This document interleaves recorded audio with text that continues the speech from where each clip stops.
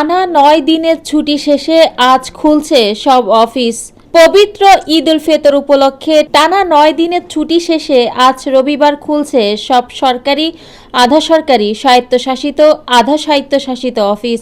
ঈদের আগে ২৭ মার্চ ছিল এসব অফিসের শেষ কর্মদিবস। শুক্রবার থেকে শুরু হয় টানা ৯ দিনের ছুটি। এর আগে গত ২০ মার্চ পবিত্র ঈদ উল ফিতর উপলক্ষে উপদেষ্টা পরিষদের বৈঠকে গত ৩ এপ্রিল নির্বাহী আদেশে ছুটি দেওয়ার প্রস্তাব অনুমোদন করা হয়। এজন্য টানা ৯ দিনের ছুটি মেলে। চাঁদ দেখার উপর নির্ভর করে গত ৩১ মার্চ সোমবার দেশে পবিত্র ঈদ উল ফিতর উদযাপিত হয়।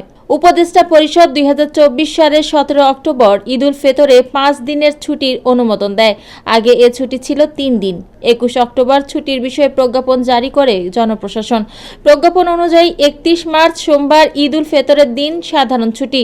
ঈদের আগের ২ দিন ২৯ ও ৩০ মার্চ শনিবার ও রবিবার এবং ঈদের পরের ২ দিন ১ ও ২ এপ্রিল মঙ্গলবার ও বুধবার নির্বাহী আদেশে সরকারি ছুটি ছিল।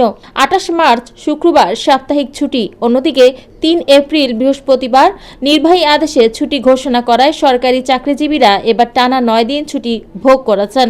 কারণ ৩ এপ্রিলের পরের ২ দিন ৪ ও ৫ এপ্রিল শুক্রবার ও শনিবার সাপ্তাহিক বন্ধ।